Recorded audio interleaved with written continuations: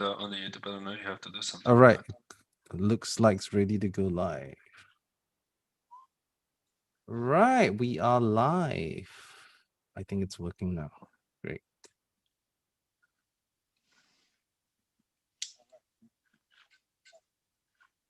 Okay, it is streaming now. Right. How about now?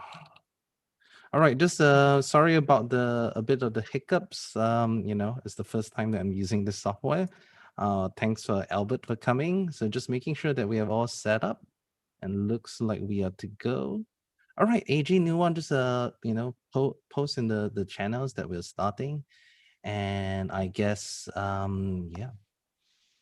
All right, let's go. All right. So, first of all, welcome Albert again to our Firo. Or now we are Firo. I think the last time you were on, we were Zcoin, and it's a real pleasure to be on. And of course, I think what we're trying to do here today is to kind of educate people about what is Stakehound, what is ST Firo, Stake Firo, and how you can use it and stuff like that, right? Yeah, I think perhaps maybe just give a very short description of what Stakehound is and what Stake Firo is. I think that'll be a good start again. So absolutely, no. Thank you very much, Ruben, to inviting me here. It's a pleasure, and like always, I appreciate talking to you and like spending time. So, essentially, over the last few months, we've seen how there has been like this competition, right, between staking and DeFi, right? There has been massive amounts of value that have moved away from staking into DeFi, essentially because a lot of layer one protocols that have staking, feel like being left behind. Like DeFi is not here just for a little bit; it's going to be here to stay, right? Like it's right now it's on Ethereum. Later, it's going to be in other places, but really, if you want to be kind of in crypto, you will have to be participating in DeFi in one way or another. As a matter of fact, that like Bitcoin on itself, it's a sort of DeFi, right? Mhm. So the thing here is like there's not enough bridges, we believe, between layer one protocols and DeFi, because every one of these islands are completely isolated, with their own societies and their own economies and so on and so forth. But the reality is that they don't talk to each other very much, right? You only have like centralized exchanges that allow you to kind of bridge the gap, but still, like it is a very imperfect solution, especially if you want to be kind of bridged into DeFi, which doesn't allow you to do that, right? So what we've done is we've essentially created these tokens, which are right now ERC20 tokens that can represent a one-to-one staked token, right? So essentially, you send in, say, for example, 100 Firo, you get 100 ST Firo. Those are ERC20 tokens that you can be trading around. You can be going to Uniswap. You can be, like selling them there or trading them, or like providing liquidity to them there, for example. And essentially, it's just a tool so that you can have a representation of kind of, a piece of the economy of the Firo ecosystem within DeFi, whatever that is, right? Mhm. So like, I don't even think it like as a different thing. For me, it's like you're trading on an exchange, you're getting kind of IOUs from the exchange that allow you, like paper tokens that allow you to trade it there, right? Here Right. at the other side of the gate, what you have is the DeFi space. All that, like, there's going to be different layer one protocols that we're going to be like bringing the tokens to.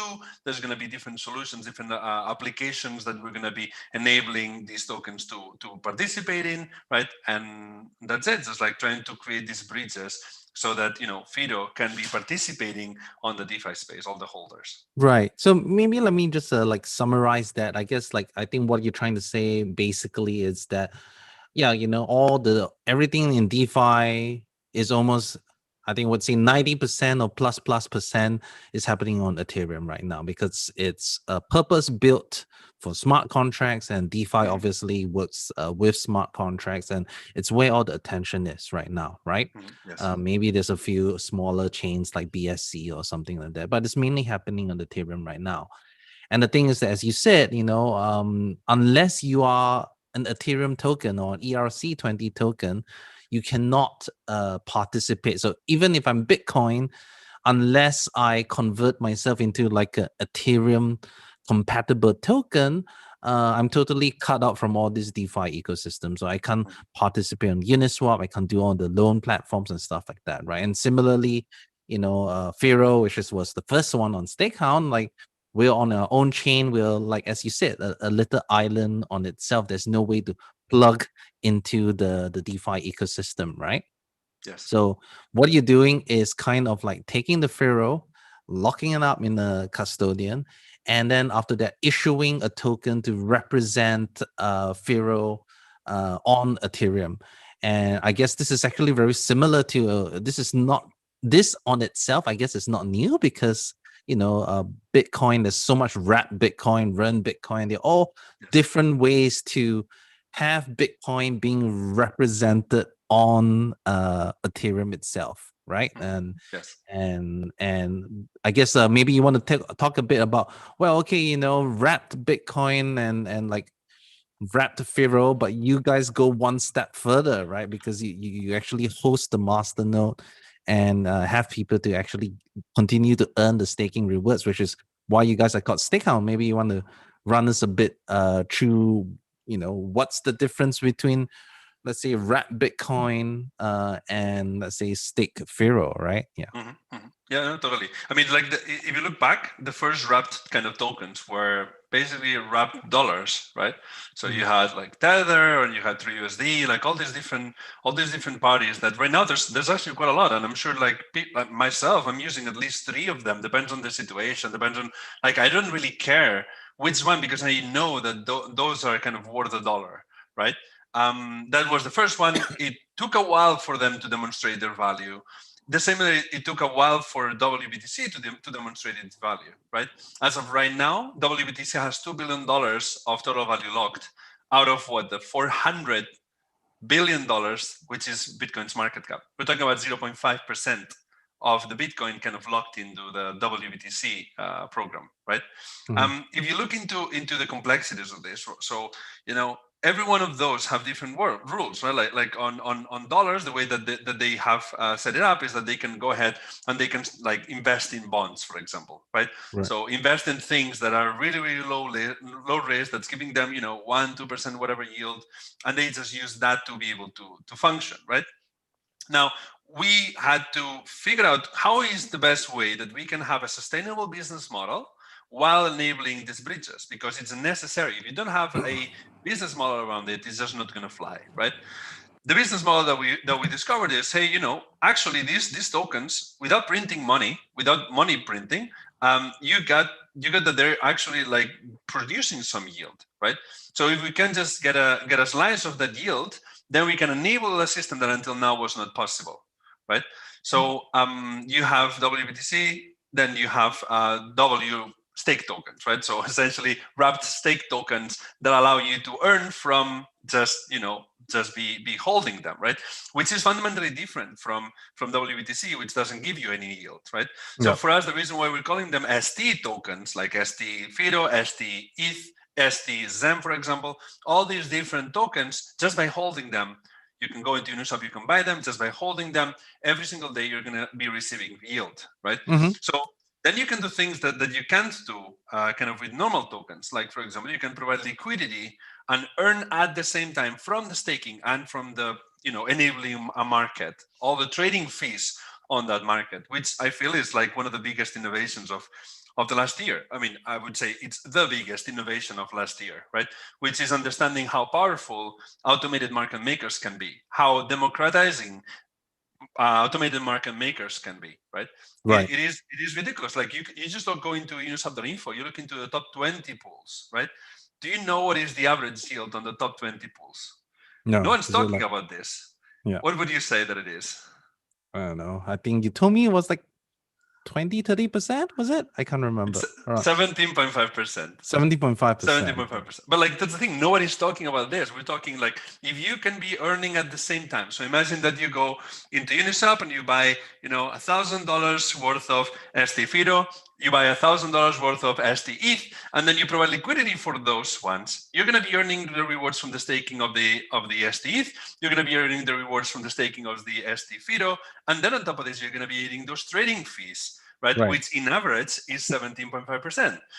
Now, why does it matter? Because it really depends on, do people understand that they can go into Uniswap and they can buy a representation of a staked Firo on Uniswap?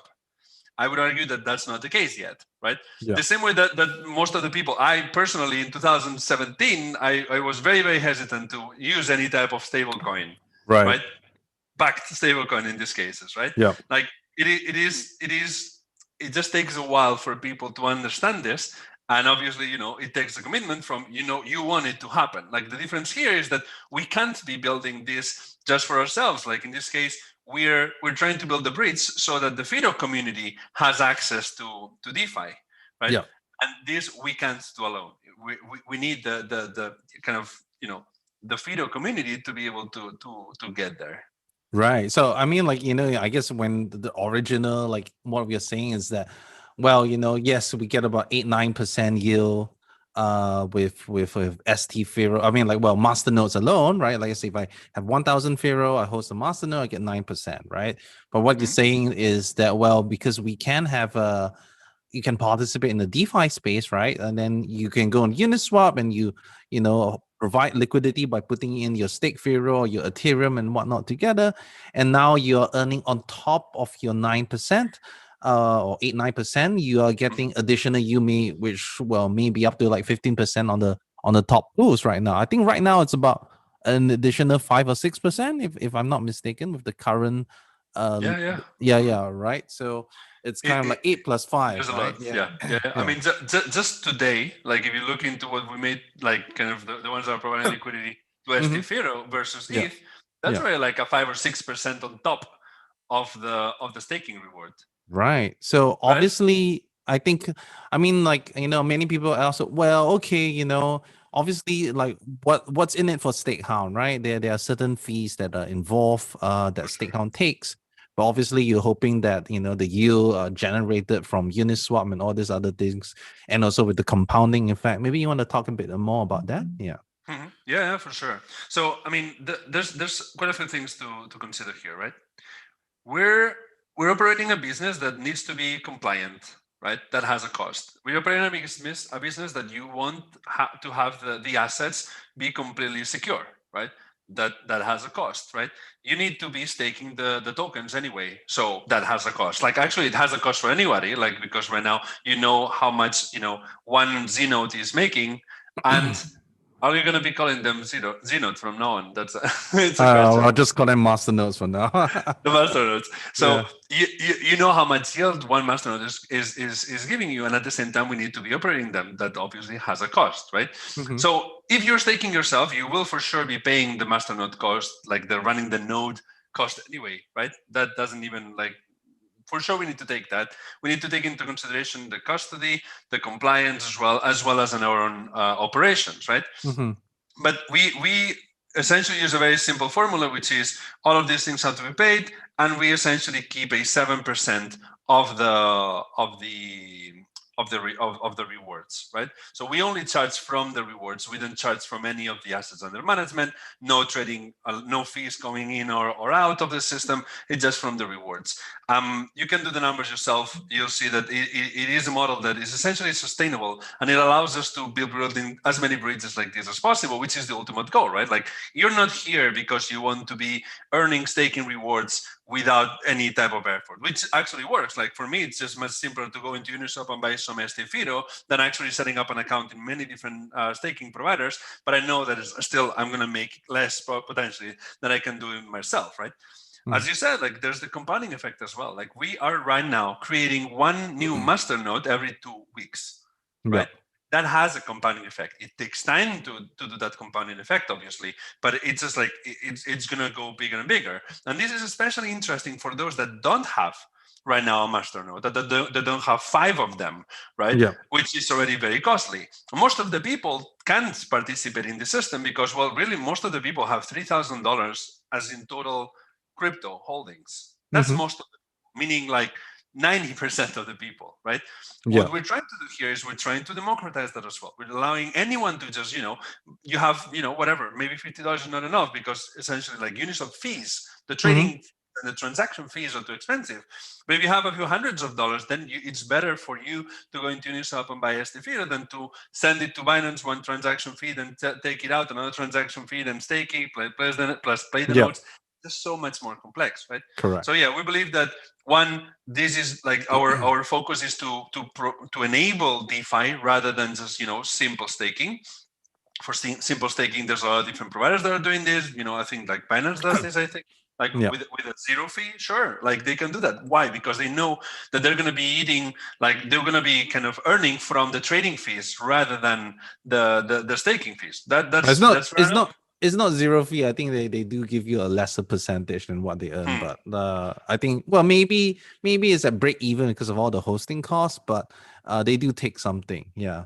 But okay, I think that ties in very well with the first question that Dev Warrior actually posted. He was like, I know you answered this again, but it's just easier to just answer the question directly. And it's like, how much can I make with ST Firo, and how do I do it? And and then I guess then there's another question: how does a user get paid if holding ST Firo? I think these are like related questions, so maybe we can start with those first. Yeah.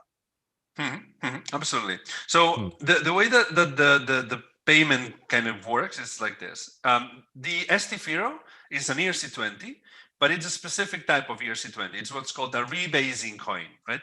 A rebasing coin is essentially, just to keep it like super simple, when you're holding one ST Firo, you're not just holding one ST Firo as in the number of one. What you're holding is a small percentage of the total supply of ST Firo in existence, right? So you're trading around not really the units of ST Firo, you're trading around the percentages of ST Firo. And the reason why we do this is because with this, we can easily be distributing rewards across all holders in a single transaction every single day. Right? So it is not that one ST Firo that in the future earns value because like we know that you can come with one and they're going to be able to exchange it for more. No, every single day you're going to see more ST Firo on your wallet, right? So that obviously it might be a very small amount, small amount, but it will slowly increase and kind of approximate to about like 8% ish yield per annum, right? Yeah. Exactly. I mean, there's the thing. Like we use, like I don't know. I've been in DeFi for a while, and I've seen 10,000% APYs. Like this type of thing. And like the reality is that's not sustainable, right? What we're trying to do here is, if we take all the things that we've learned from DeFi, right? Can we do something that is sustainable and adds continuous growth and continuous value to the people that are participating in the system? Right, and like you'll see that all the different initiatives that we're going to be like launching in the next few months are going to be all around this, like things that you have seen in DeFi that you can kind of get the essence from and you can use to make something better. For example, the core of our system is that there has to be sufficient liquidity in Uniswap. Right now, the Uniswap pool has like $350,000, which is not bad at all. But at the same time, it's not awesome, right? Like it's not it's not big enough. Let's put it like this: it's not big enough that someone can come in with $10,000 and trade without a big slippage. Right.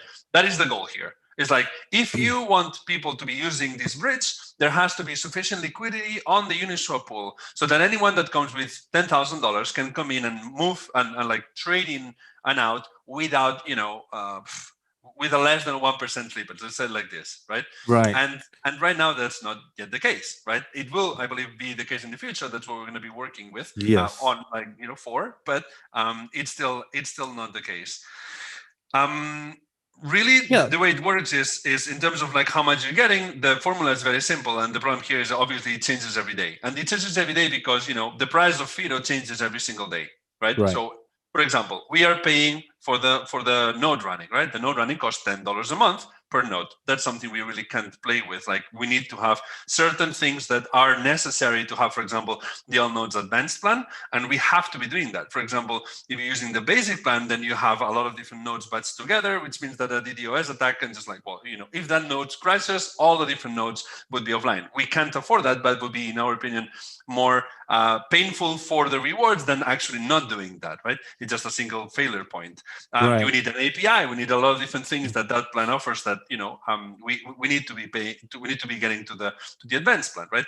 We're custodying the assets right now on Copper, right? So right now, anyone that wants to custody their Firo, they can just go into Copper, open an account there, and they have a custodian UK based, regulated, that can just take charge of that, can just make sure that you don't lose them, right? That's something that we have kind of provided for Firo. We believe that this was a necessary thing. We've convinced them to do it, and now you have a custodian. That's a win there, right? And then the last one is compliance.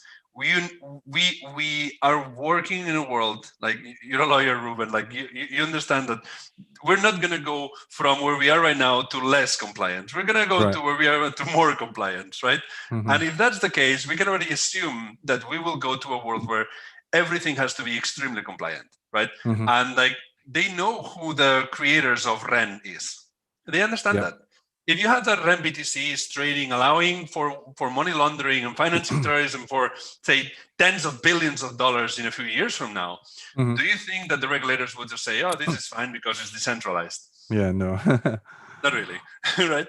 So, but let's just go back to the original question, which I think Dev Warrior was asking, was like, how much can I make with ST Firo, which I guess is just alone would be about 8% per annum, right? And then after that, if you place it on Uniswap, I mean, that's the current way that you can do it. You place it on Uniswap, and you can right now earn about 5% additional on top of that, right? And then I think that's the simple answer to the question. But of course, it depends on how much people use the Uniswap pool. And what you were getting at is that you think that more people would use the Uniswap pool if there was more liquidity involved. And right now we're about like $400K US. But right now, even as it is, it's already 5%. So it's like 8% plus 5% as well. But of course, you have to worry about impermanent loss. So here's how do I do it? I guess, just place it on Uniswap, add liquidity. I think there are several guides that we posted before. We can probably link that to him later. And I guess he's also asking, well, what are the risks of using ST Firo, right? I mean, obviously there's some risks as compared to just hosting your own masternode and basically, or like doing this without or not using ST Firo. And I guess this is a quick question that you can probably answer. Yeah. I mean, ultimately, is not your keys, not your tokens. That is a fact, right? At the same time, those tokens are fully like owned by you. The ST Firo are completely owned by you, right? Which means that, for example, you can create insurance products around that. As a matter of fact, we have a partnership with Nexus Mutual that will allow you to insure your ST tokens for a price drop of more than, like, essentially, like, if it's 90 cents on the dollar of what it should be, then you can actually get an option to jump. Well, to this. Is that already available to do that? It's not like they're working on launching this. I think that it's going to be done maybe, I think, early next month or something like this. But these are already a partnership that has been agreed. We did this podcast last week, I think, with Hugh Carp. 2 weeks ago with Hugh Carp, kind of where he explained this model, like how it's going to be working. But essentially, you're going to have that, you're going to have to, if you're holding ST Firo, for example, or even if you're providing liquidity to it, you can be kind of hedged against the price dropping or any other risk. Like, any risk can be mitigated by that, right? But ultimately, we have that. We are using an institutional grade custodian system provider, right? Which is Copper, right? We, in some cases, use another custodian called Fireblocks, which holds $160 billion of assets under management, right? Those are two really, really good custody providers. Then, like, so Firo is being held by Fireblocks, by Copper. By Copper? Right now by Copper. So the way that it works is the issuance of the tokens, the dealing with the ST Firo is happening on Fireblocks, and on Fireblocks? The assets. Okay. Yeah, sorry, on Fireblocks. You're right. Yes, on Fireblocks, and then the Firo right now is being held on Copper, right? Right. We're talking as well with them and so on, but like it takes a lot of effort for a custodian to update all those systems to enable a new token. So that's something that just takes time. Sure. So you were talking about like the security, right? So this was also another question by Toga from YouTube. He says, like, has Stakehound ever been audited? I guess you can answer that question as well. Yeah. Exactly. Yes. So the smart contract is actually pretty simple. Like, there's like this layer, which is the proxy, which is just like allows us to do upgradability and stuff, and then there's the actual smart contract, which is the rebasing smart contract, right? And that one has about 400 lines of code, right? Mhm. And the whole system, both of them, got audited, but like a couple months ago by QuantStamp, which is a leading audit firm as well. Yep. So yeah, that's like we've been audited. It is not a complex system. All we're doing is just we're using the same model as Ample Fortias, which is what I said before about the rebasing tokens, and just like make sure that we can with a single transaction be rebasing everyone at the same time, right? So there's this delta, maximum delta that it kind of it's expecting every day, and we just say, hey, there has been this distribution, which means like increase the supply by this much to everybody. And this happens whenever there's like once a day, whenever there's a reward. Right. Okay. So it's been audited by QuantStamp. Obviously there are some risks because, well, basically you're trusting the custodian, that as you not your keys, not your coins. So I guess there's that risk that, well, if the custodian goes kaput, I guess also if Stakehound goes insolvent, I guess that is a risk, right? Yeah, I mean, of course, it is a risk. Like it just depends at that point, like how you do the unwrapping, in an orderly fashion, right? But as I said, like to me, it is closer to kind of an exchange, right? Like so, an exchange is just you have the door of the exchange, then you put funds in, right? There's multiple risks that can make this door close. One of them is regulation. We want to make sure that that's not the one that kills us for sure. And then once it's in the system, you just have the exchange to work with, right? In our side, we're just the door. We're just the door to the exchange, and on the other side you have DeFi and whatever things, right? So as long as you're dealing with your tokens properly in DeFi, so that they don't get lost and so on there, which obviously is a risk for some people that are not used to it, right? That is one thing. But all we're trying to do here is just to maintain the door open and just like we're being very transparent about this. We want to like, what are the things that can be killing the business? In this case, would be one regulation. Let's just make sure that is completely fine. That's what we have to do on people that are onboarding funds to complete KYC and AML, right? Yeah. We don't hesitate on that. It's like it's very painful. Like we've had this conversation multiple times. Yes. It is very painful. It is a necessary thing in the world that's coming. So but in terms of risk, those are the so Tolfred actually asked a related question with regulatory pressure mounting on privacy coins. Has Stakehound considered possibility that their custody provider Copper will stop holding Firo as an unreasonable reaction to this pressure? How do you have a plan for that if that happens? Plan B for custody, yeah. So the thing here is that we have already discussed this, and there is no the reason why privacy coins can be something like that is a kind of a hesitation for some of these exchanges is because exchanges don't normally actually do AML. So exchanges normally you send a Bitcoin to an exchange. Normally they just go into something like chain analysis, or they just go into elliptic, for example, and they look, is it red, green, or orange, right? Yeah. And they just, they decide whether they want to take that risk or not. The problem with the privacy coins is that they can't this information, right? It's opaque to them, right? In our case, we don't take that risk. Like if you're bringing in whatever asset, it doesn't matter. You're gonna have to explain what the origin of funds is, right? Correct. This is not normally the way that most of the people are going to be interacting with the system. Most of the people are just going to Uniswap and buy STFIDO there, right? Right. But people that want to make money from kind of arbitraging, for example, right? So you can make a lot of money by arbitraging. And like, at the moment that the price of the STFIDO is higher than the Firo one, you can just go ahead and you can buy Firo to then wrap it up and sell it on Uniswap, right? Bringing it back to kind of parity. Now, that is something that for those that want to make money kind of arbitraging, they will have to do KYC and AML. And right now, you can already, for example, on Copper, right? You just go into Copper, you set up an account, and you will have the minting process just be one click away.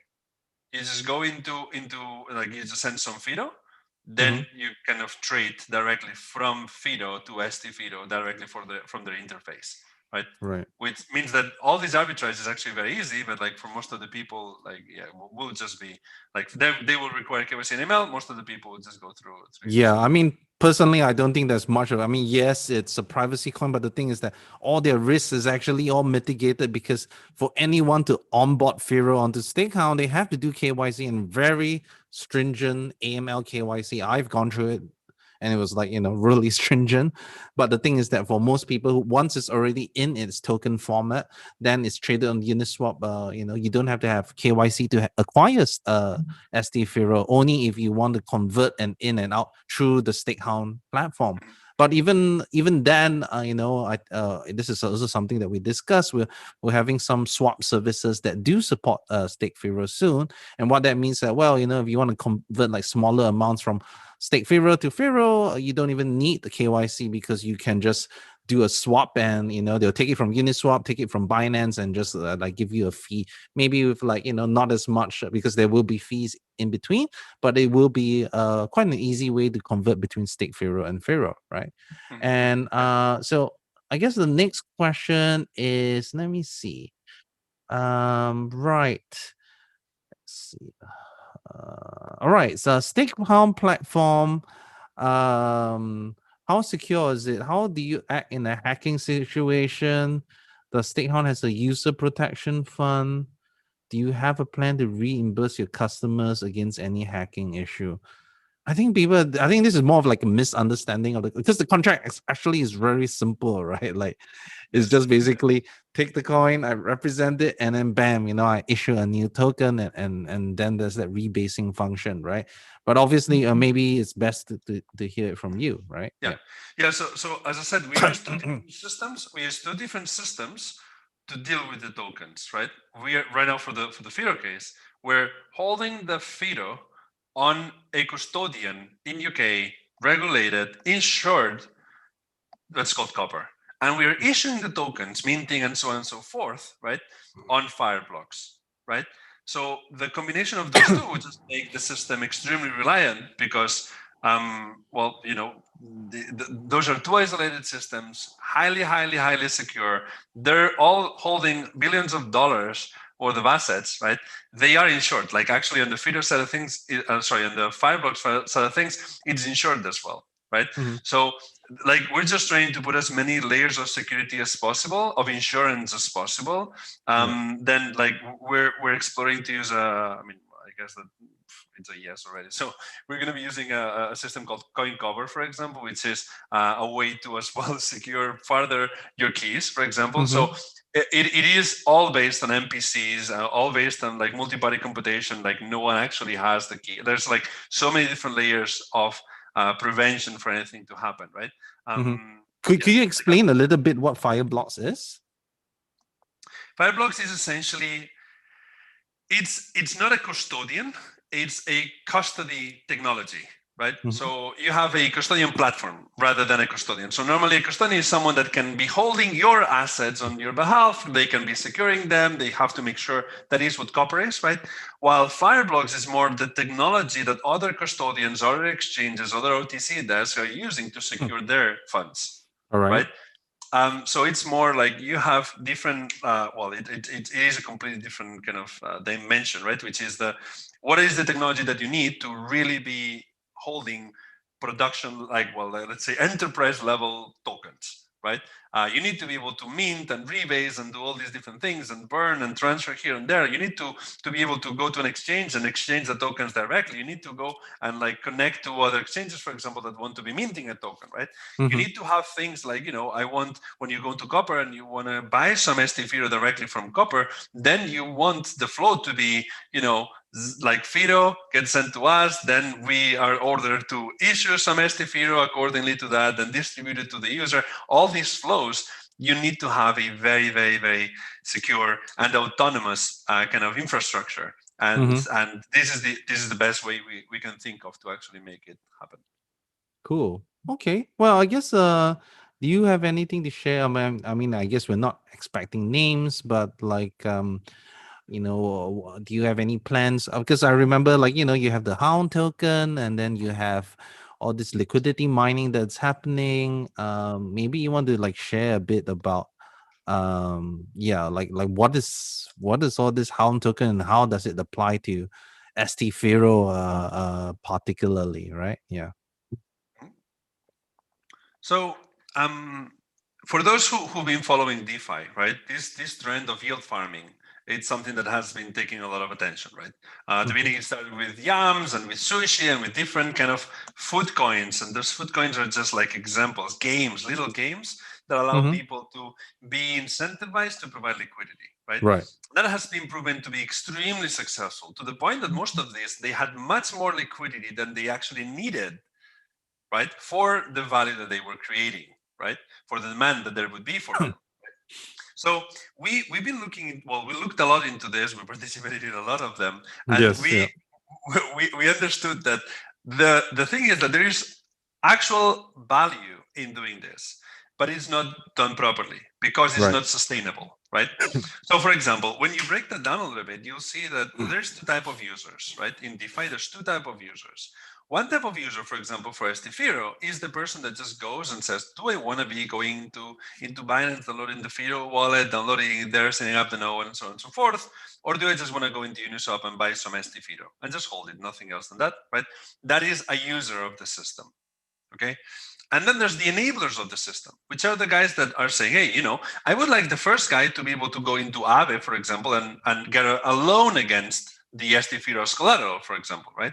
And if I want that to happen, like Aave will need there to be sufficient liquidity on Uniswap. Actually, like the first guy, just to be able to buy the tokens, it requires to have some sufficient liquidity on Uniswap. And as you said before, there is some impermanent loss there, right? Well, there is impermanent loss in that system, right? So what we've seen is that there's users of the system and there's enablers of the system, right? And the enablers of the systems are essentially the guys that are providing liquidity in Uniswap. So what's going to happen is that in the next few weeks, as a matter of fact, like I'm already like seeing demo, like we're already like testing it, but in the next few weeks, you're going to see how we're going to be launching a liquidity mining schema where 5% of the rewards of the users will go into the enablers. Right? So if you provide liquidity to Uniswap, you're going to get a bigger yield than if you actually just hold, right? You're going to be providing a bigger yield just for the portion of the pool. That doesn't even add to here the trading fees, for example, which is what we were discussing before, right?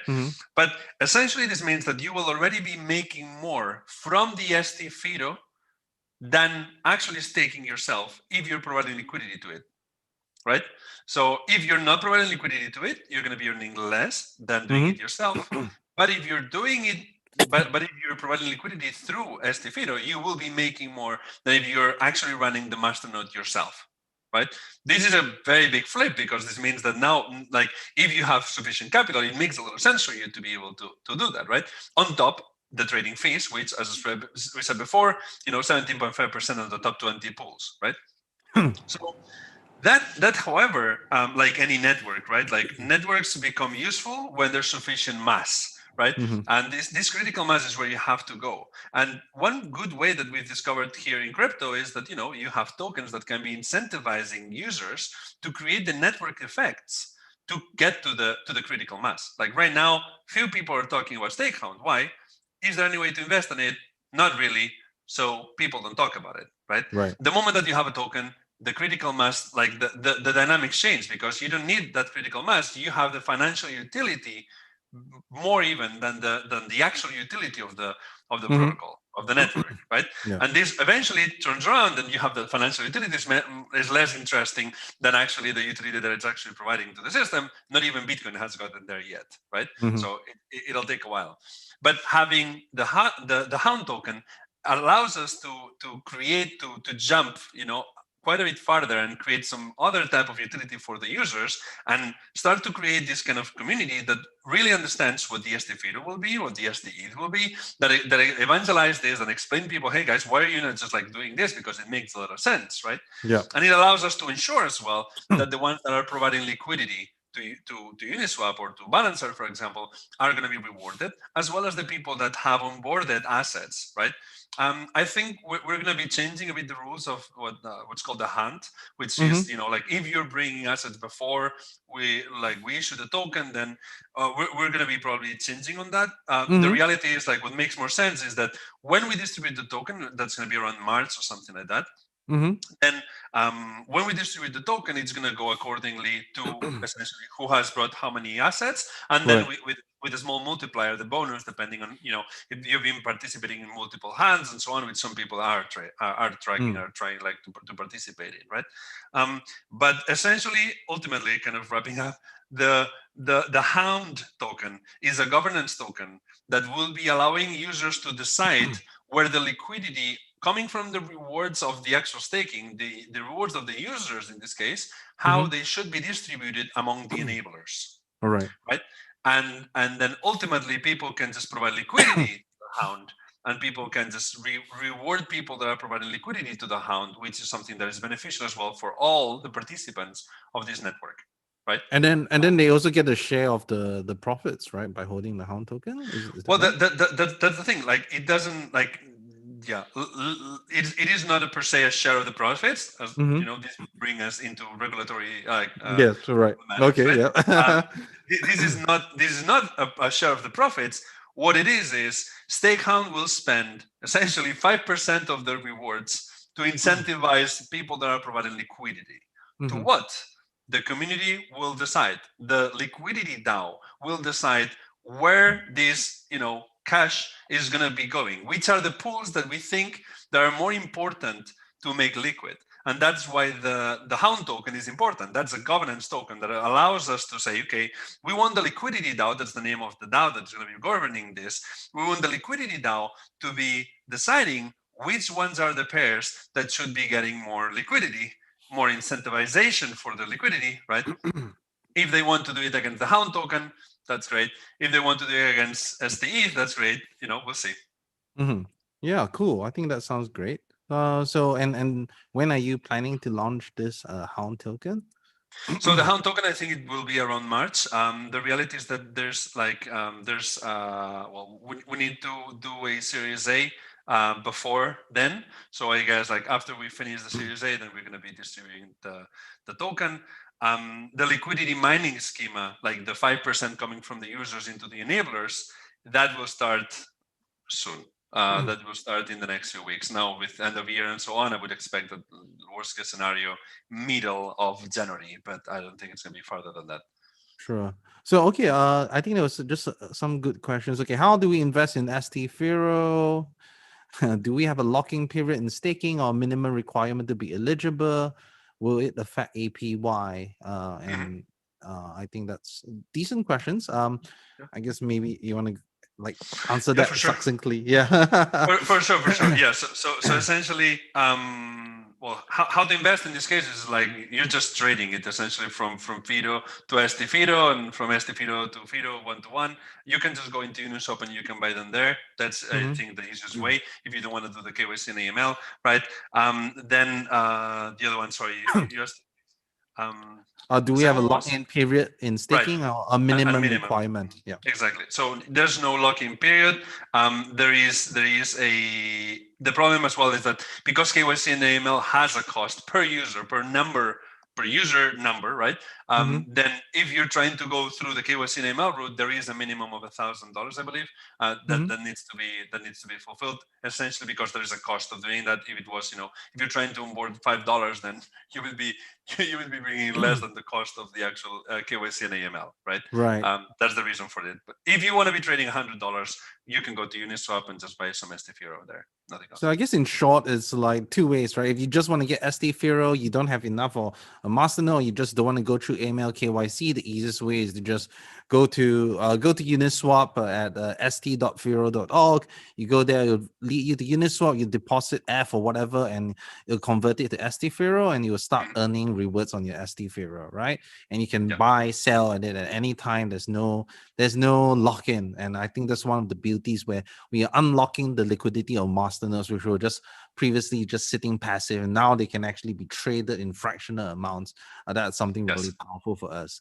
And for the minimum requirement, of course, if you want to put in your own Firo and convert them to ST Firo, the minimum amount is $1,000. But if you just want to buy ST Firo direct from Uniswap, there's no minimum amount. I guess the minimum amount that makes sense with the Uniswap trading fee and Ethereum gas fees. I think that would be the the minimum per se, right? Yes. And I guess his other questions will it affect APY? I mean, yes, there are certain deductions that Stakehound makes for the hosting fee and for the service that you guys provide, but it's also offset by the compounding effect. And I guess the compounding effect is, I mean, for those who may not understand, it's like if I have one, let's say, master node, right? I'm going to get like, okay, let's say like 15 Firo a month or something like that, right? Or something. And I cannot make a new master node with that 15 120 Firo. months. Yeah, it'll take like several years to get it, right? But obviously, if I have like 20, 30, 100 master nodes, the rewards will be enough for me to create new master nodes, so that your interest can be compounded.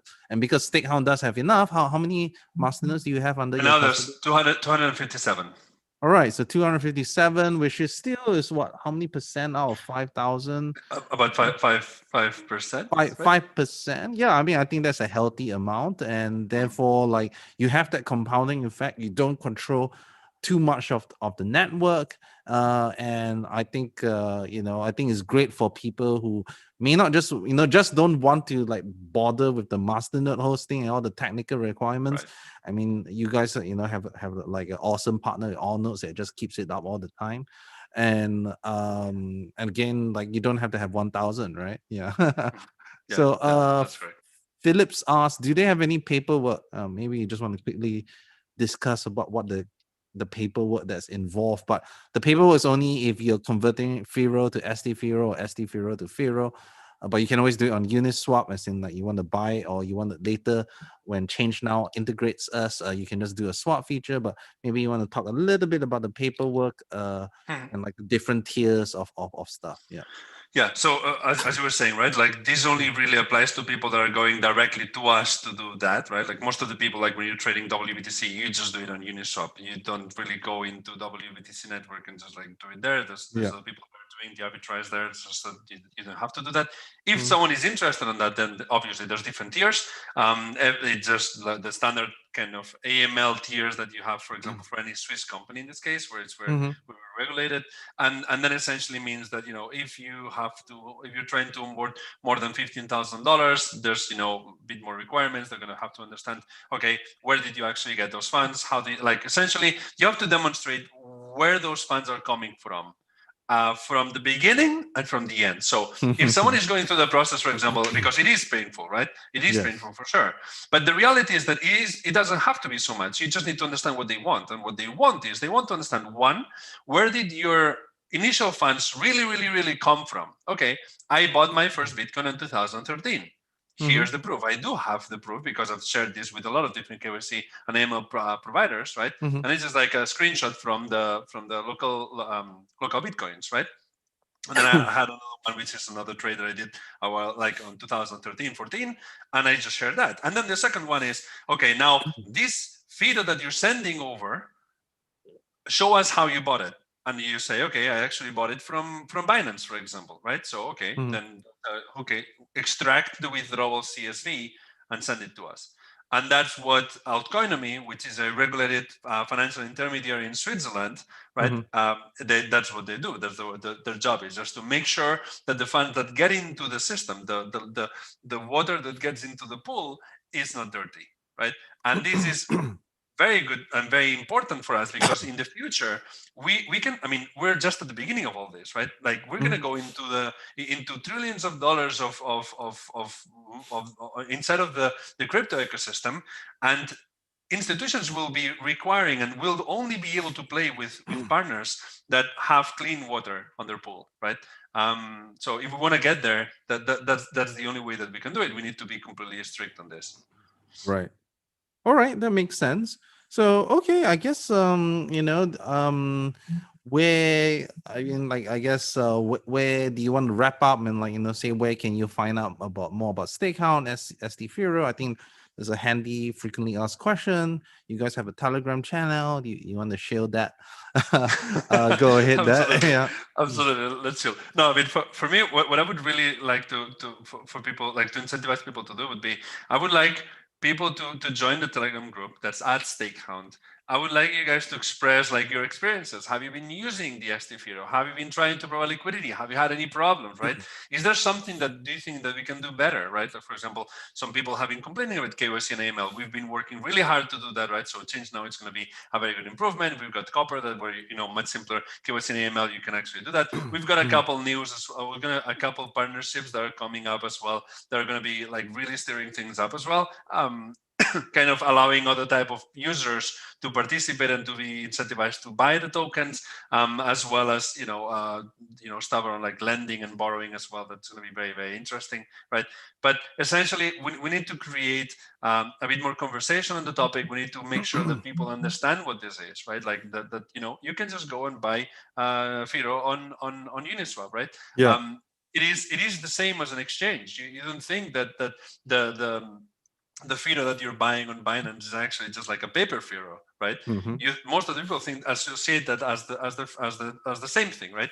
The difference here is that you are getting yield while you're buying Firo on Binance. You're not getting yield from that. Here you're getting it, and you can still participate on DeFi. So yeah, I don't know. Just I would like to see more conversation on the topic. Any questions that you have, any feedback, we're always ears, and we're always trying to be as transparent and as available as possible to anyone. I mean, right now, I think it's like people don't understand. There's actually, and right now, an arbitrage opportunity, right? Like stake Firo on Uniswap is at $4.03, and Firo on the centralized exchange is $3.63, and that's actually quite a big arbitrage. So those people who actually know what's happening could actually buy the cheap Firo and then convert them to ST Firo and then sell them on Uniswap for a quick profit, right? And the fact that we aren't seeing this actually shows that people don't understand, because this is just really just money waiting to be made, right? I guess like for people who are hard enough or want to work hard enough to do this, this is really an opportunity. I think especially as soon as the change now integration comes, and also from my end, we're trying to push with Ren to get like a Ren Firo, which would be like a trustless bridge where you can convert from a ERC20 token into like a but no staking abilities. That means you won't get the masternode rewards. But once we have that, that means we can easily bridge from an Ethereum token for even ST Firo to Ren Firo and then back into like native Firo. And I think that's really powerful to kind of enable all of this. So I'm really excited to see what's coming. I think we're working on a couple of integrations. Hopefully, this will spur more interest, and as we get more users using ST Firo, we can get on more platforms, and we're really excited about that. Yeah. Absolutely. I mean, you guys have been doing an amazing job to be kind of connected and to make sure that the Firo community is tapped into the DeFi space, right? Yes, people still don't totally understand what this means, and it's untested, right? So yes, like first soldier coming out from the boat in Normandy, but the reality here is that DeFi is not going to go away anytime soon, right?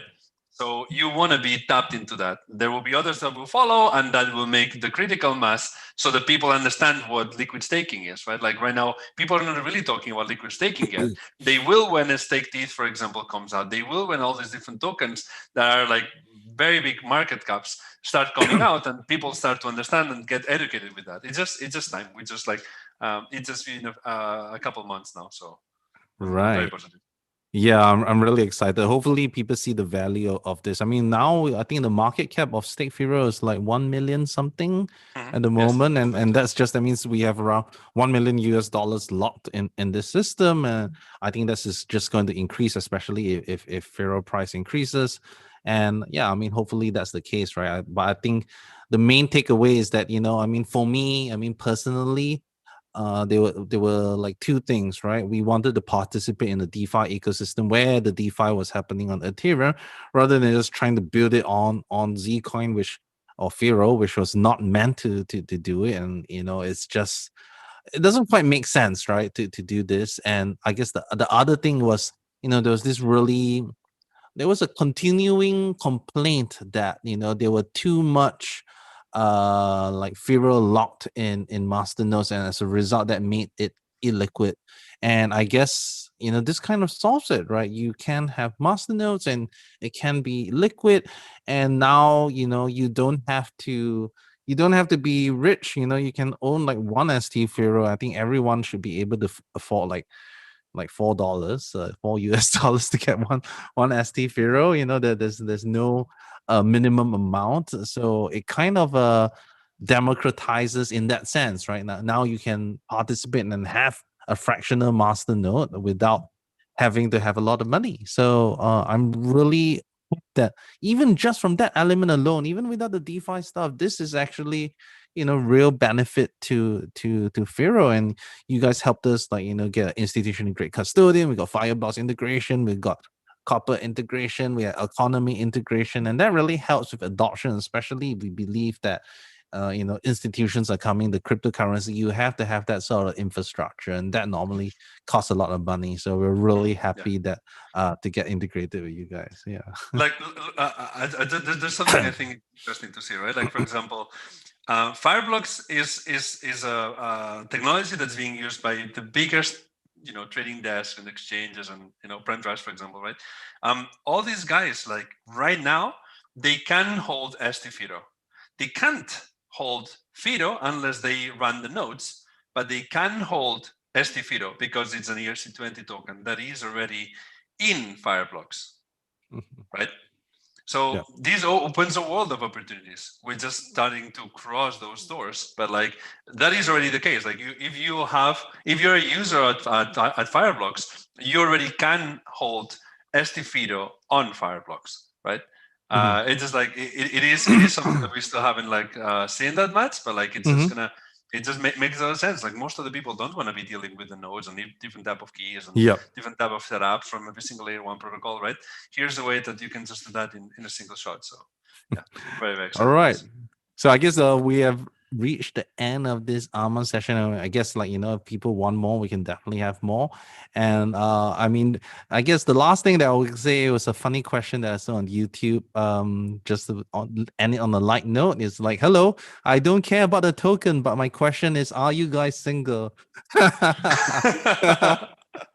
can refuse to answer that. I'm married. I'm not. I'm married as well. Yes. Okay, all right. Thanks so much, Albert, and it's always a pleasure to talk to you. And hopefully, we shed some light to what ST Firo is, a stake Firo, and we hopefully get to see more